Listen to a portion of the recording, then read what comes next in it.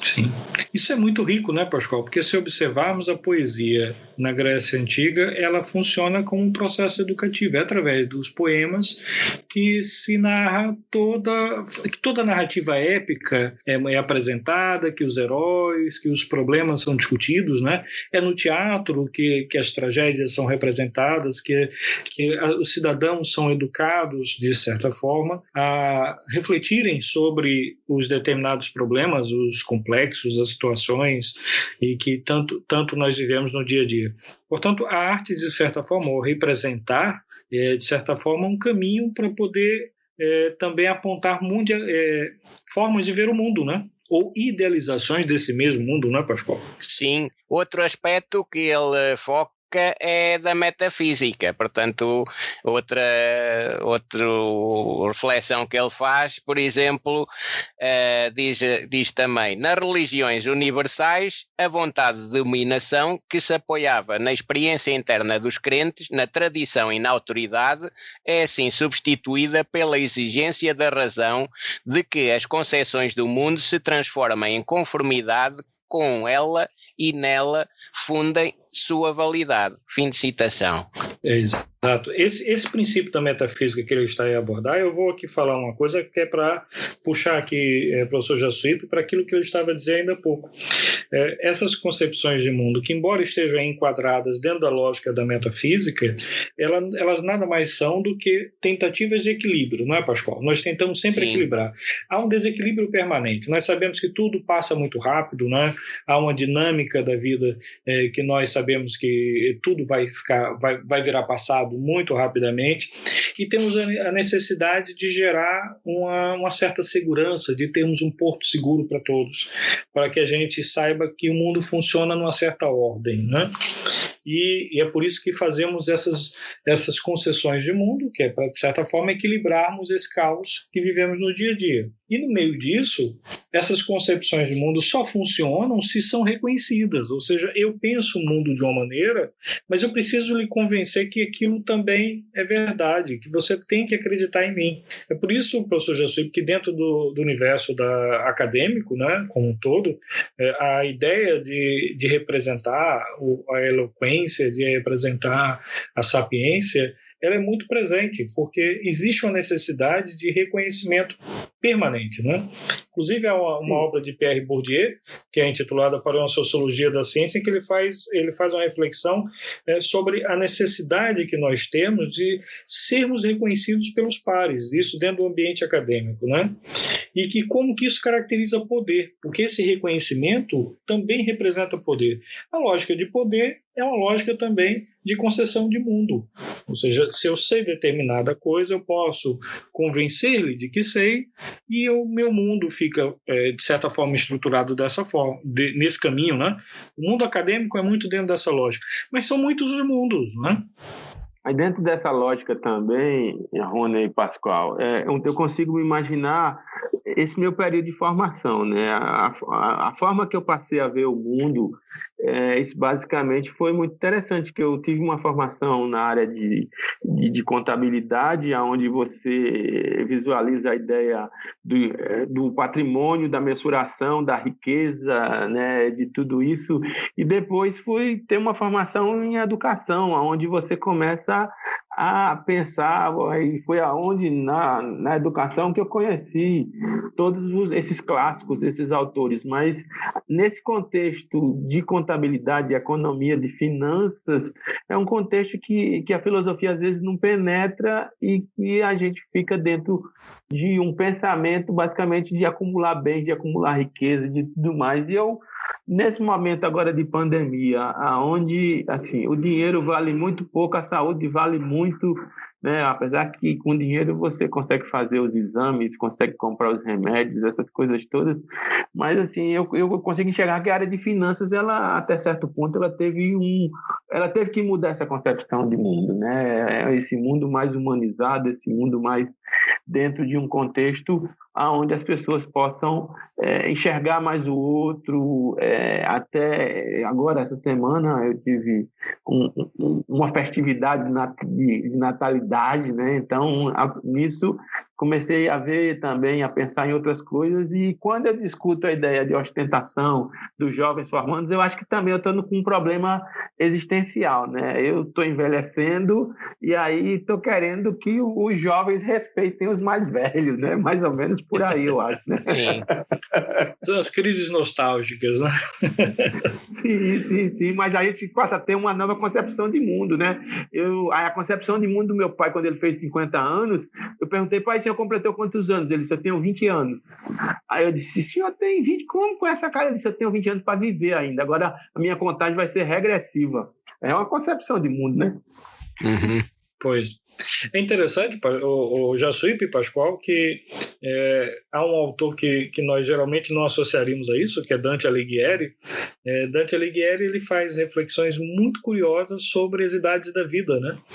E como que a maturidade ela permite que você reconfigure muitos pensamentos.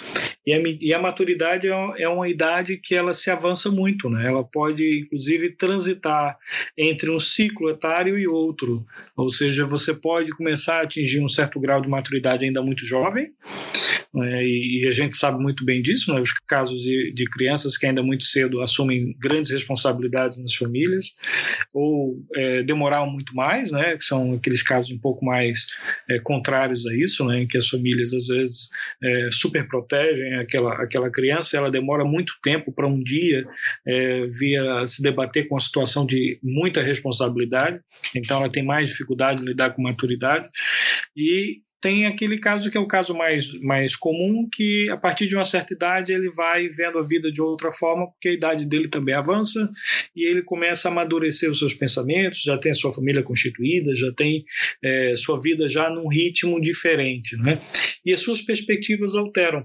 Essas mundividências, Pascoal, que o autor coloca, estão um pouco dentro disso, né?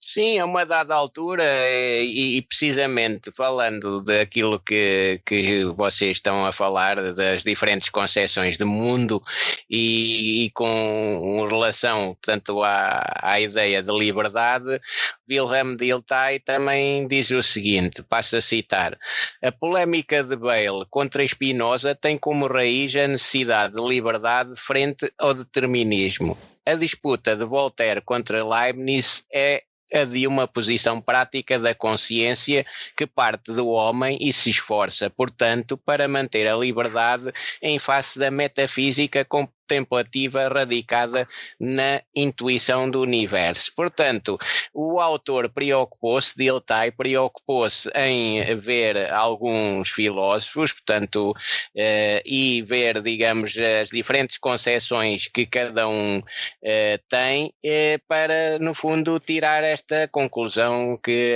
aqui acabei de vos dizer. Sim, e vale a pena chamar a atenção, o professor Jassuípe pode concordar comigo, que toda obra é contraditória, né? Ele não traz um pensamento linear. Ele apresenta ali em vários momentos, ele está colocando uma ideia que parece em primeiro plano ser uma ideia que ele defende aquilo, mas lá na frente ele retoma aquilo e coloca as contradições. Inclusive até é engraçado porque quando ele está a abordar lá a teoria do sensualismo, né, quando ele está a falar do sensismo, né, e aborda Protágoras, e que ele fala sobre os conhecimentos e faculdades do espírito estarem todos eles derivados de sensações, ele também lá na frente ele faz caminhos para abordagem em cima de Heráclito, em cima de Parmênides, e que são pensamentos dicotômicos, não é?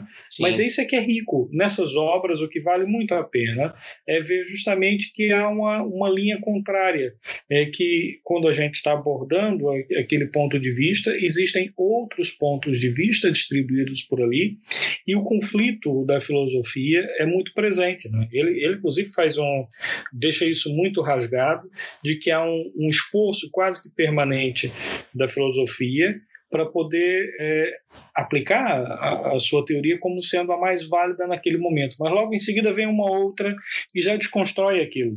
Sim, por exemplo, também no sentido que acabaste de dizer e falaste aí em Heráclito, ele a uma dada altura também fala precisamente que, passo a citar, a massa central dos sistemas filosóficos não pode atribuir-se nem ao naturalismo nem ao idealismo da liberdade.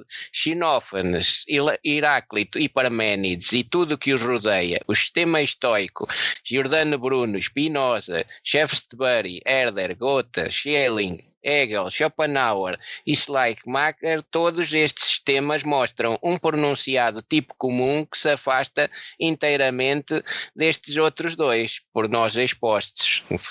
Fim de citação.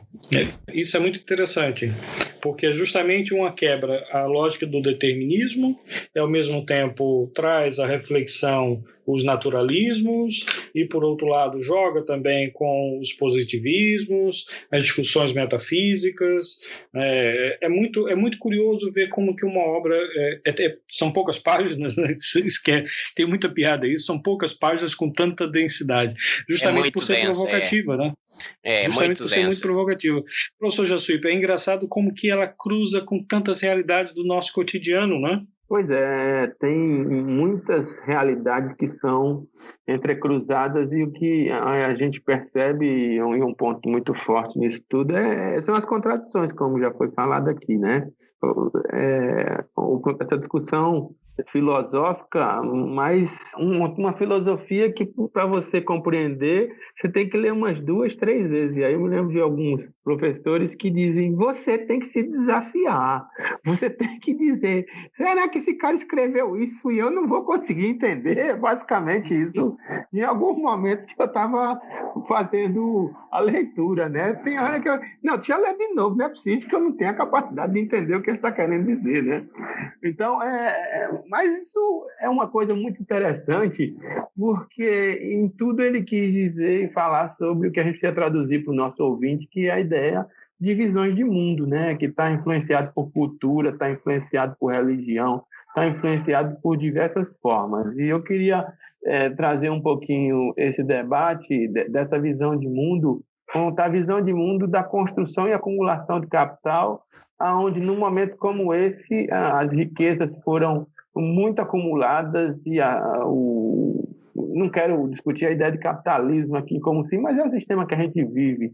E hoje é uma insatisfação muito grande nessa perspectiva de se voltar a trabalhar o mais rápido possível, porque senão o mundo vai quebrar, o Estado vai quebrar. O Estado não quebra nunca, não é verdade? O Estado, eu acho que nessa pandemia é uma das demonstrações maiores de que o Estado tem que mudar de visão de mundo, tem que mudar de forma de ver o mundo e de que ele tem que fazer algo pela sua população, pelas pessoas que vivem. E essa semana eu vi uma reportagem que Portugal está voltando a reabrir suas portas aí, foi um dos países que primeiro se fecharam aí para ficar em casa, essa coisa do fica em casa, né? E eu vi muita gente com medo, e aí é aquilo que a gente está falando aqui. Essas pessoas, depois que ficaram muito tempo em casa, passaram a ter outra visão de mundo. Mas será que é um mundo mais assombrado, Pascoal e Runen?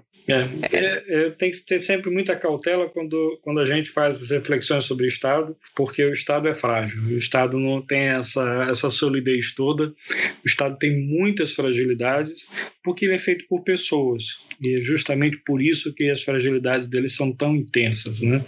Talvez fosse uma máquina que não pensasse, que não tivesse as emoções coabitando com ela, talvez as coisas fossem diferentes. Talvez, não sei. Mas acreditar que as pessoas, pelo medo, elas mudam o comportamento, eu estou plenamente de acordo. Eu acho que sim, o medo faz com que as pessoas tenham outros comportamentos, né, Pascoal? E sim. A forma de ver o mundo muda sim, nós vemos muito disso.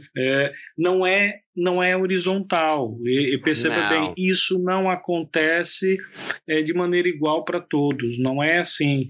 E mais uma vez, vale a pena voltar ao livro com relação a isso, porque são muitas mundividências. Sim. O mais jovem pode achar que não precisa se preocupar porque está muito bem. Por quê? Porque o imaginário coletivo que foi construído em torno da doença para os mais jovens é de que estão extremamente protegidos e que não vão pegar o Covid.